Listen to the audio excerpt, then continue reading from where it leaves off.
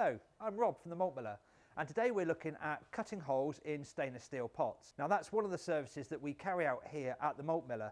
However, it may be that your requirements change on your own system at home and you need to cut a hole in a stainless steel pot. I'm going to show you how we carry out that service here. Just before we get into the content of the video, please subscribe to our channel, like the video and hit the bell for notifications.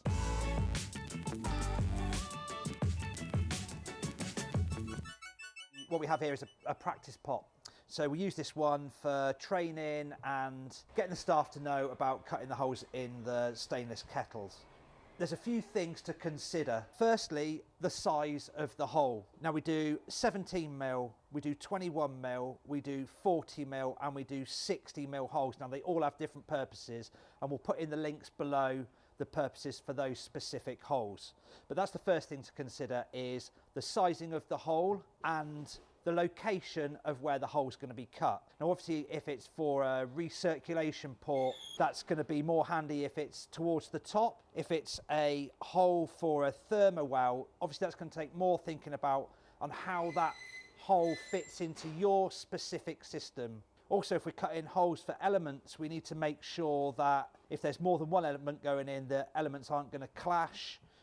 There's a lot to think about with positioning the holes, and obviously we can only cut once, so that really is important that that's really thought out. So once you've decided on the size of the hole required, let's take a look at how we locate the holes within the pot. Here's the valve. The valve is facing me. Let's look at that as being 12 o'clock. Directly opposite would be 6 o'clock. This would be 3 o'clock and this would be 9 o'clock. And obviously we've got all of the numbers in between. So we can choose the location by saying we want the hole to be at 3 o'clock and 2 inches from the bottom. So that would really give us a really good idea of exactly where you need that hole drilled within that stainless steel pot. Now when you're looking to cut holes yourself in a vessel, it's a really good analogy to use to work out exactly where the holes need to go. Just before we get started in the hole cutting, there's a few other things that we need to take into account. Firstly, the quality of the stainless steel that we're drilling into. Now, this type of pot we were selling for many years.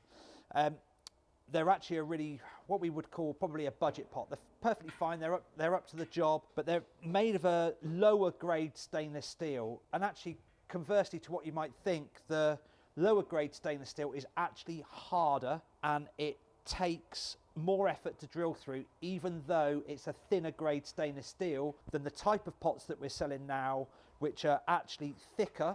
They're a higher grade stainless steel. It's slightly softer, so these are actually easier to get through. They're less aggressive on the cutting tools than the thinner, lower grade of stainless steel. Both of these pots actually are welded rather than spun. So there will be a point on the side of the kettles where the rolled surface is actually welded together, and there'll also be a weld along the bottom where the bottom is welded to the sides. We want to avoid drilling a pilot hole through that weld. And actually it's quite interesting because especially on these lower quality pots, you quite often find that the weld is actually where you want to go through because it's a particular height on the bottom, and also it normally runs underneath the handle, which could well be where you want to place your hole for an element, for example. So we're okay cutting a hole through the weld, but ideally we don't want to drill the pilot hole for the cutter on the actual weld itself. Let's take a look at the equipment required to cut a hole in a stainless steel pot. Now we're going to cut a 21mm hole. These are suitable for 1/2 inch BSP fittings. Let's think of it as we're going to be stepping the hole up. So the first part of the process is to make a tiny dent in the pot using a type of bradle. Next we want to drill a pilot hole. Now this can be relatively small, just 2 or 3 mil.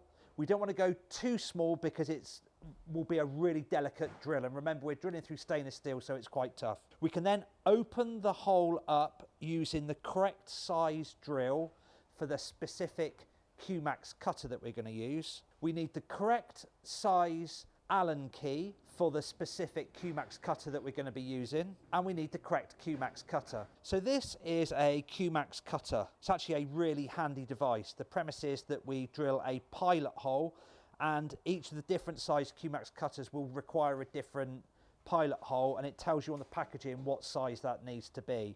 So we drill a pilot hole. You've then got two parts. So the bolt pulls the cutter through the pot and cuts a really clean hole in the correct size. That would actually be much more difficult to do using a hole saw or a big drill bit. Remember, a 21mm hole, the drill bit or hole saw would be quite expensive. Let me now walk you through the process of cutting the hole. Step 1 is to mark the location of the hole with a Sharpie. Step 2 is to make a tiny dent in the pot with the bradle. Now do take note here, if it's a smaller pot with a greater radius, it's a good idea to put masking tape on at this point. That stops the bradle from skipping across the pot. Step 3, we need to drill our pilot hole. There's a couple of things to take into account here. Actually, the drilling or cutting speed for stainless steel is really very slow. So if we were using the tool over and over again, the best way to do it is to use very high pressure and a slow cutting speed on the drill, and also using some sort of lubricant. You can use WD-40 for this.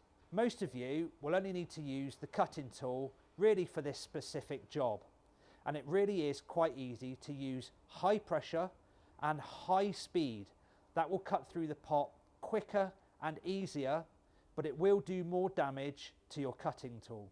Next, exactly the same principle applies to opening the hole up to the correct size for the QMax cutter. Now we've done drilling the holes in the pot.